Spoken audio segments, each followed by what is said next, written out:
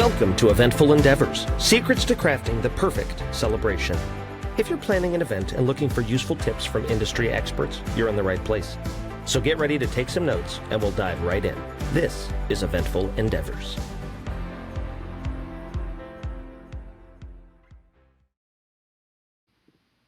Hello everybody, this is Nate with Felix and Fingers. I'm here with the amazing Kristy Silva.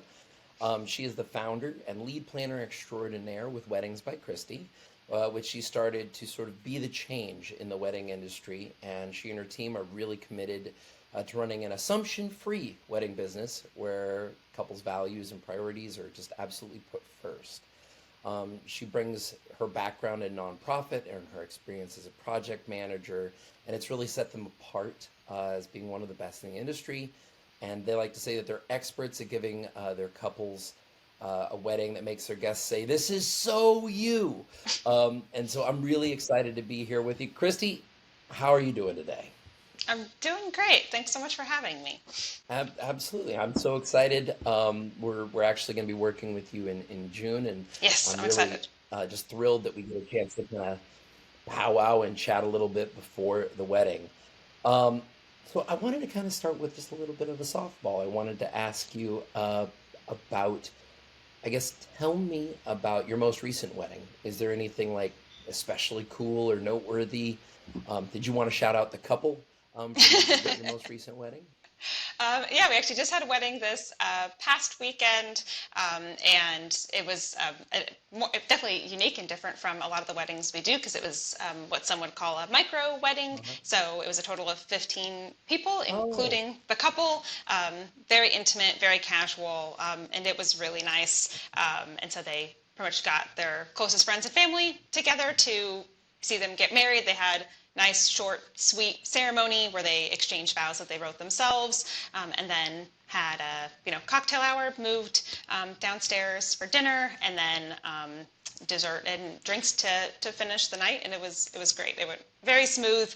Couple was happy, and I always like seeing something different. There was no there wasn't dancing and a dance floor, and it wasn't the kind of big party vibe like a lot of weddings are. Which I love that also. But yeah. I also love an intimate Oh, wedding, yeah. and so it was very Well, sweet.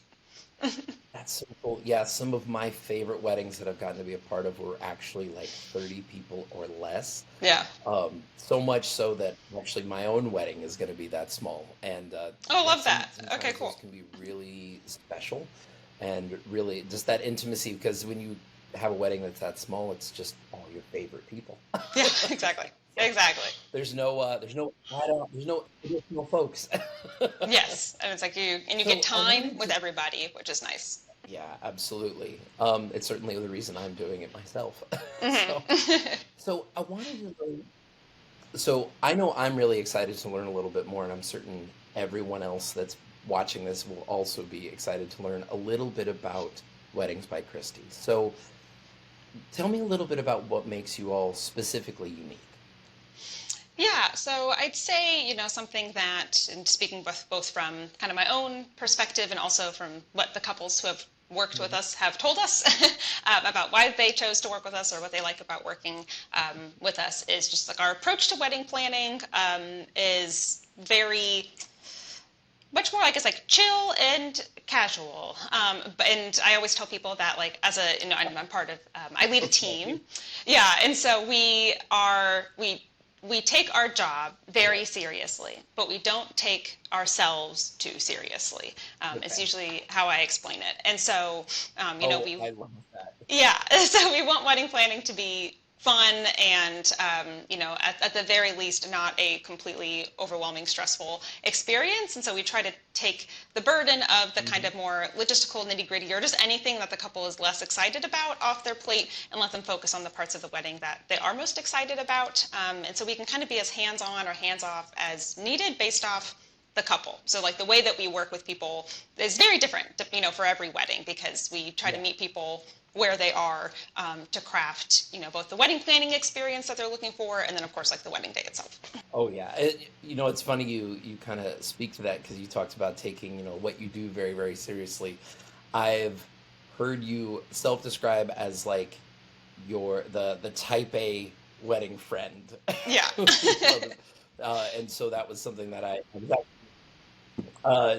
so that's really cool. And actually, I really wanted to kind of know how that. It's actually one of the questions I wanted to ask you is kind of how that fits together because in our conversations, I noticed you guys, don't take yourselves too seriously, but you know, it's clear that when something needs done, Kristy's going to do it. Right.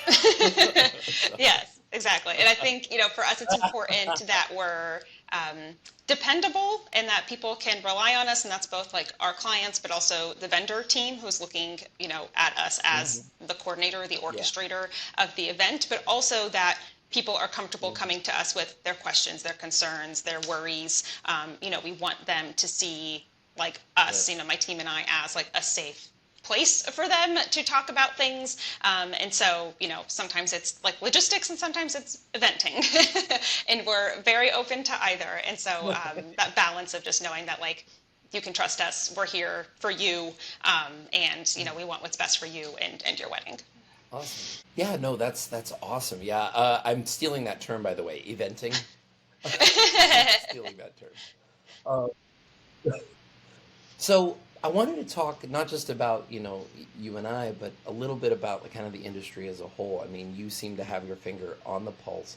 So I'm going to ask you a couple of pretty difficult questions. But um, like, what is a current trend or thing that's happening in the industry that really gets you excited? Hmm, that's a good question. I think I something. told, I warned you it would be a tough Yeah. question. um, I'm seeing more people being comfortable kind of straying from tradition, which I love to see. And, for me, I Hmm. really believe that weddings are so personal. And so, like, your wedding should be very personal, and that, not doing any tradition just because like it's what people do, if it's not Yeah. meaningful to you, if it's not genuine, to like you and your partner, and it doesn't feel like authentic to you. I'm seeing more couples being willing to kind of abandon Yeah. those parts of weddings that just don't resonate with them and do something a little different. And now those kind of non-traditional things are honestly becoming a bit more traditional in the sense that like they are the new tradition. And I'm seeing whether it's like shorter ceremonies, not having a wedding party, getting rid of different dances, Uh, or like the bouquet toss or things like that. And of course, like also having those things and having a traditional wedding is also wonderful, and there's nothing wrong with that, but it's just about like doing it because you want to, not because you feel like you're supposed to. right. Right. There's a big difference between doing something in a wedding because it's what you want or, especially what you've dreamed of, and doing it just because it's the done thing. Yes. So, yeah, no, I totally get that. That's awesome. Yeah. It can be fun to kind of buck traditions. Yeah. Yeah, I think so. So this next question is going to be probably just as hard, but I'm going to ask kind of about the reverse. Uh, what are something that you think couples should just never do, like cringeworthy things that you like? I always kind of hate seeing at a wedding or an event. Is there anything that meets kind of that description? Nothing that I'd say is maybe not just like cringe worthy, especially because I'm again going back to like if that's what you and your fiance want, but other people would think that it's cringe, well, it's not their wedding and it's not for them. So do it. My I guess like exception to Yeah. that and things as far as like would never see would be anything that is Hmm. harmful to the guest experience, because as much as the wedding day is about you and your fiance, you also are bringing kind of all these people who are important to you together, and they're traveling and they're spending money because they love you and they want to celebrate you. And so it's important to keep them in mind as you structure Oh yeah. your day. And so just making sure, I think like having a cocktail hour that's too long would be something that I've seen, and not so much with weddings that I plan and Mm, coordinate because I yeah. advise against this, but at other weddings, because guests are getting restless and they're ready for dinner. Hmm. Like, an hour is perfect. It's called cocktail hour for a reason. You start hitting 90 minutes, like 2 hours, like guests are they're going to get tired of standing around and mingling after that long. And so just thinking of things like that as far as timeline. Hmm. And then, of course, just making sure that your guests are fed, and you have enough servers and enough food to make sure everyone is fed in a good amount of time. Same kind of thing. If like the last table to get their plates had to wait 2 hours to get their food, like that's going to disrupt their experience, and then that is what they will remember about your wedding. And so, really keeping timeline in mind, and if you have like a planner or a coordinator, they should very much be aware and pointing those things out to you. But like if you don't, ask your caterer about how long these things take and what their experience is and what they see works well, and then trust them. Because, assuming that you've chosen a professional caterer, they've seen this before, and so just keeping those kinds of things in mind. Right. Right. So turning things back around to the positive, I know we talked a little bit about trends, but we've also talked a lot about bucking trends. Right. So if you were to think back over the last few years, is there a specific, like, unique or like especially fun idea that you saw at one of your weddings, like, oh my gosh, I have to tell everyone about this? Is there something that you're like, you wish could become a trend?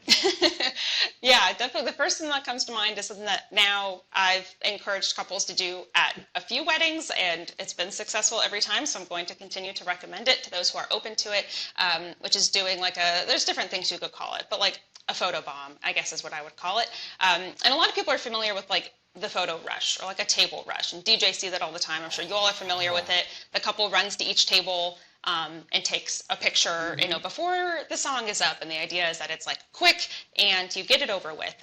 But in my opinion, those pictures are always a little subpar because it's like a group standing around a table, which isn't great. And it's a bit more just kind of like pose, but also not necessarily the best because the photographer didn't get to pick the best spot in the right lighting because you're just kind of stuck at your table.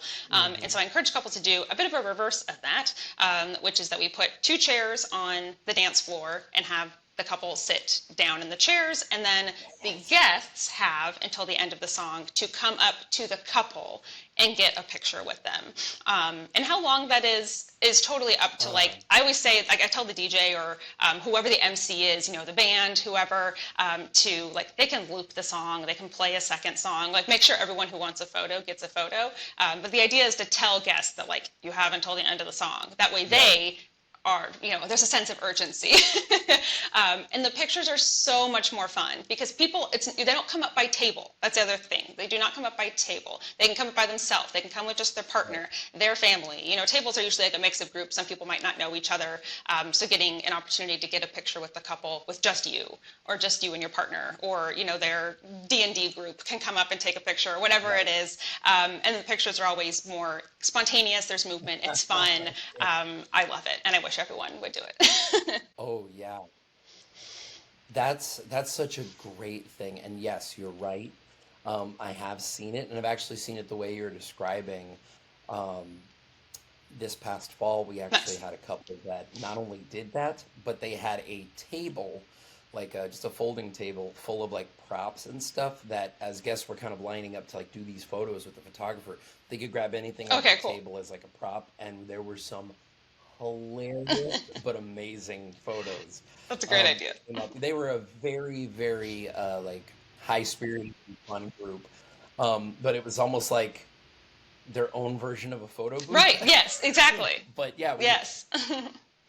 And because of that, like, granted, it wasn't all the all the tables within one song. It was maybe 3 songs, but it was 7 minutes, and everybody got like a really unique kind of photo that they definitely wouldn't have gotten otherwise. Yeah, really cool idea. So I want to talk a little bit about, kind of speaking from your experience. So if you were to offer a piece of advice to a couple that is just starting their journey, what would that kind of first step advice be? I think the first thing, for couples who are like just engaged, haven't booked a venue, right, like very beginning of their journey, would be to sit down with each other and identify your top like 3 priorities for your day. What are the 3 things that are most important to you? And that might be time with your guests. It might be the food. It might be the music, the photos, whatever it is. But deciding what those three things are. And then kind of on the reverse, what are the three things that, like, if you need to cut down on quantity or quality, you're going to cut from these three things. And being aware of what those are, and then using that to guide all of the decisions you make going forward. And so whether that's, thinking about, does the venue align with your priorities? Does, like establishing your budget and how much you're going to spend, Sure. focusing your budget on the things that are most important to you and, not so much on the things that you say are not. And then kind of going, from there, booking your highest priority vendors earlier and your lower priority vendors, you can wait to book them a little longer. And just like using that to guide the process. I think when couples don't like really take the time to sit down and think through that, they don't realize it until later, and then sometimes it's too late, especially after booking a venue and then realizing like this venue actually isn't the best fit for this vision we're now crafting for our wedding. Like we picked it because it was cheap, or we picked it because it was convenient, but now it actually, Right. we can't have the caterer that we want, or those kinds of things. And so just really making sure that you're firm and clear on your priorities before making these big decisions. Absolutely. Okay. And I love what you said there about the priorities not necessarily specifically being a vendor. It could be just like what is the most important like thing that you want in that day, like spending time with Yeah. guests, or for me and my fiance, it was like amazing food. We're kind of foodies, and so like that was a really big priority when we were going through our options for venue. Um, yeah, that's really, really cool. And I definitely never heard somebody mention like, what are the bottom three? Because it's really smart to have kind of some specificity on like, if we need to cut, where do we cut? Yeah. And that can be really, really helpful. I mean, nobody wants to have to limit their wedding budget, but the reality is that a lot of folks, knowing where to look first, that's a great piece of advice. Yeah.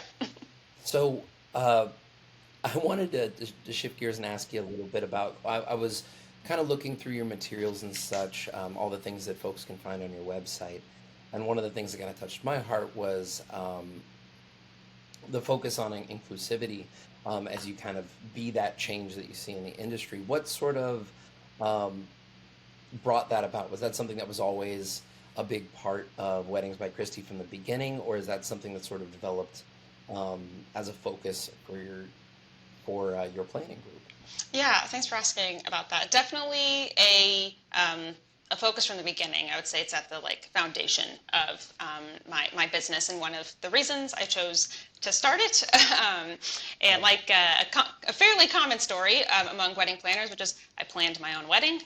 I loved it, and that is what got the gears turning, that maybe I wanted to do this professionally. And it wasn't the first time I had thought about it, but it kind of confirmed this inkling that I had in the back of my mind. And part of that was, I, as someone who is kind of very type A and also just curious and enjoys research, when I was planning my wedding, I really dived deep down the rabbit hole of weddings, and felt like I was kind of ended up learning all there is to know about the industry at large, not just kind of the wedding planning itself. And it just very quickly became clear to me how just heteronormative the industry is. And by that I mean it's all about brides and grooms, and it's assumed that there's a bride and a groom, and even more specifically that a lot of focus on the bride, and that it's expected that the bride is the one who cares the most. It's the bride who's planning. The groom just kind of shows up on the day of and doesn't contribute. These are the stereotypes. We've all seen them. If we're on Instagram, if we've seen TikToks, whatever the case might be, and Sure, yeah. it's everywhere. And I'm lucky enough that most of the couples that we work with, and I think part of this is because of the way that we market ourselves, both people are involved. Sometimes we do have someone a bit more stereotypical where there's a bride and there's a groom, and the bride is carrying a bit more of the wedding planning weight. That does happen. But we love to see couples Yeah. equally contributing to the day, we find that then it is more of an authentic representation of them Right. as a couple as well as individuals, which is great. And, it also just goes back to that there's not always a bride at all. Sometimes it's two grooms, sometimes it's two brides. And then also we work with a lot of couples where at least one of them identifies as non-binary and they're not a bride or a groom. So our whole thing, and what was important to me from the get-go, is we use gender neutral language. If you read through our website, you will not find the word bride or groom anywhere on our website. It's not in our contract.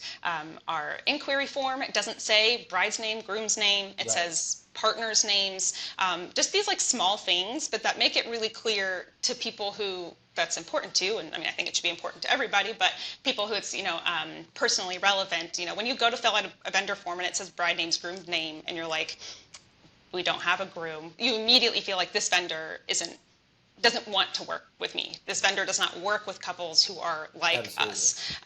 And, you kind of immediately feel like excluded from the wedding planning space. And that just like really hurt my heart when I was planning my own wedding. And so that's been very foundational to what we do, and all of the resources that we make for couples are gender neutral. And then of course, once we're working with couples and they tell us their pronouns and the titles that they prefer, then we use them with that couple, but in marketing, in those pre-stages when we don't know, it goes back to, what you said earlier about that assumption free. We enter with no assumptions, and then we learn more about you and use that to guide the wedding planning experience. But we don't assume anything about the way that you're planning your wedding before you tell us the truth. We don't want to assume. Right. Well, that's absolutely amazing. And as somebody who is a groom to be, circling back on what you said about sort of the work and the focus and the importance of, where that usually lies, and how there's sort of that expectation that it's always the bride that cares the most, that does the most work. I myself have actually noticed that we really bucked tradition. I was part of the very small crew that went wedding dress shopping with my I love that. So I helped her pick her dress, which every time I tell somebody that, they're like, I've never heard of that. But no, we actually had a blast, and we're best friends, and so she wanted my opinion. And so it was really, really cool. And I will say that, for us, that's also something that's, really important. We try to avoid any sort of assumptive language. Pronouns are very important to us, and, just kind of making sure that it feels very, very inclusive. And as an industry, I feel like we're catching up slowly. But it's funny because happening. As I'm often talking. Yeah. And as the entertainment, I'm often talking to the groom, because that is, or I'm often talking to the person that is maybe not as assumed to be as burdened with the work of planning a wedding, because they're usually the first to snatch up the thing that's fun. Yes, that is so true. And there's always like, there's the one person who, is planning all the logistics, details, design, and then the other person's like, I'll do music. And it's like, okay, well, great. I see that all the time as well. Don't get me wrong, I love talking to those people, but it's also a lot of fun when I get to chat with couples who are, again, breaking that tradition and working on things together. Absolutely. Felix and Fingers is definitely a huge hit with folks that move away from, are kind of interested in moving away from the quote unquote tradition. Yeah. Because in tradition, you have the wedding DJ and you have the wedding dance band. Yeah. And what we do is interactive, engaging entertainment. We're dueling pianos. It's way outside there. Yeah, I love it. But not really. But it sort of is. We find ourselves working with a lot of couples who are interested in bucking the trends and trying something new that's never been seen before. So, okay, I want to dive in and talk a little bit more specifically about kind of what it means to work with Kristy. Okay. So, I guess let's start by talking about, I know there's a few options for, committing with weddings with Kristy, but how involved are you typically with the planning process once you get started? How is that different from say package to package? What does that process look like for you? Yeah, so we offer everything from just coordination all the way up to full planning, and then we have our in-between options. And so kind of how involved we are depends on that package, but on like the lowest end with just coordination, we start working with the couple 3 months out, and that's very important to us, and we found a little earlier than some other planners do, but we have found in order to be the most successful that that is the right amount of time, because it gives us enough time to connect with all of the vendors and introduce ourselves and create a timeline, and then get feedback from the vendor team on that timeline and workshop it. And then also it's early enough that if the couple did maybe make some mistakes as they planned on their own, or missed some things, it gives us enough time to catch it and course correct, which we would not be able to do if we were starting 1 month out. Like catering and often like bands and musicians need like the song choices before that. Catering needs meals and things like that. And so we start with them early enough that we can make sure all those boxes are being checked and nothing's being overlooked. But then kind of from there, any of the other packages, we start immediately. So as soon as they book, whether it's 5 months in advance, 1 year, 2 years, you'll start working with us right away, and then the level of support will vary. And so our most popular option is our signature package, which is our signature support. And with that, you're, sourcing your own like vendors. You're the one who's reaching out and getting info from them, but you do have access to our recommended vendor list, and so we're happy to give our industry favorites, and then you get access to all of our resources. So we have spreadsheets, guides, templates, kind of everything you need to plan your wedding, and then you get unlimited calls with us, so like a wedding planner in your back pocket. So anytime you need to talk about anything, you feel stuck, want to workshop something, you can just get on our calendar and we'll chat. And then the higher kind of full planning packages, those include more in-person things. We're doing more of the legwork to like reach out to vendors, get quotes and availability, things like that, versus those kind of mid or lower tier packages. So really kind of whatever level people are looking for, we usually, we have an option. That's awesome. So there's so many things in there that I wanted to kind of unpack. Yeah, that is super cool that folks have full access to all. It gets me so excited thinking about it that I should probably ask, what does this coming season, like what is sort of the wave of folks that you're seeing book for you right now? Do you still have availability in 24? Are we starting to look at 25? What is that? How are things shaping up for you and going forward? Yeah, I'd say for 2024, we have like a few spots left. September, October are pretty much booked, done. Maybe there's a spot in there if someone's looking for coordination only, but we're pretty booked for the fall. That is the busiest time in the DC area, for those who don't know. And then for November though, we're starting to get like some inquiries for people who are just looking for coordination. We already have a few weddings on the calendar, but we have some more space. And then also for like the summer, if people are looking for just coordination, we can start that now. We ideally at least 2 months in advance, like I said, because we prefer the 3, but it just depends on the couple. And we are already booking for 2025, and we have one wedding for 2026. So we are full speed ahead. Oh my goodness. Yeah. Love that. So one of the other things that you mentioned was that you guys have a preferred vendor list that you offer out. That's awesome. So do we. And just so you know, you're on it. Yes, and you are on ours as well. Actually, for anybody that does, love that. Love to hear that. But we'll actually be offering. We're offering kind of a cool incentive because we want to work with Kristy. So we're actually going to be presenting a 5% discount to any couples that sign on with Weddings by Kristy. Awesome, love that. So I'm really excited about that. And I do believe I saw a little message from you before we connected that couples actually who work with us are all getting a little something for free from you, one of your add-on services, if I'm not mistaken. Yes, and we have a variety of add-on options, and so they can pick which one they want based off what's most relevant to their needs. And so whether that's us sourcing their hotel blocks or building out their wedding website for them, invitations. We have a few different add-on options, so they can pick whatever is most helpful for them, and we're happy to throw it in for free if they let us know that they came from you. As somebody who is in the process of putting together the wedding website for my wedding, that would be the add-on. That would be it. I consider myself tech savvy, but I'm not that tech savvy.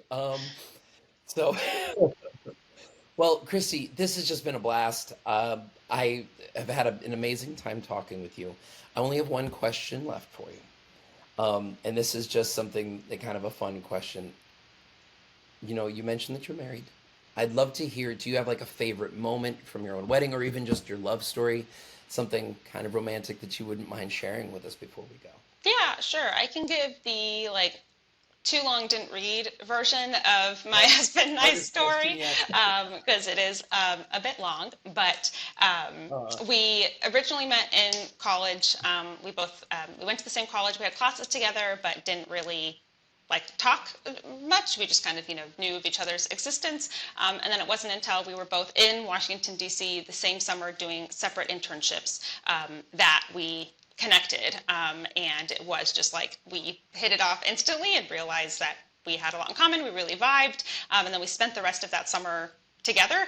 And then, though I was leaving to study abroad in Finland, and so I was like, nope, not getting into a relationship right now, but thank you so much. And then I left and went to Europe.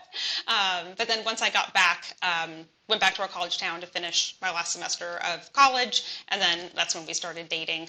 And so it's just, it took us from like having to travel all the way to DC in order to like finally connect, and then also now we've moved back and we live in DC where it kind of it all started. So DC is means a lot to us for a lot of reasons. Awesome. Yeah. That's so cool. It's almost like a Hallmark. So, well, Kristy, I so appreciate you taking the time to chat with me. I'm really excited to see you in June. I'm certain that there's going to be a lot of folks that are super excited to see the things we've talked about. And yeah, that's just amazing. Yeah, I'm excited. Thanks for listening to another episode of Eventful Endeavors, Secrets to Crafting the Perfect Celebration. We hope to have left you with some actionable ideas for your own event. If you like the show, please subscribe and definitely leave us a review. We read every comment. So until next time, happy planning and see you soon on Eventful Endeavors.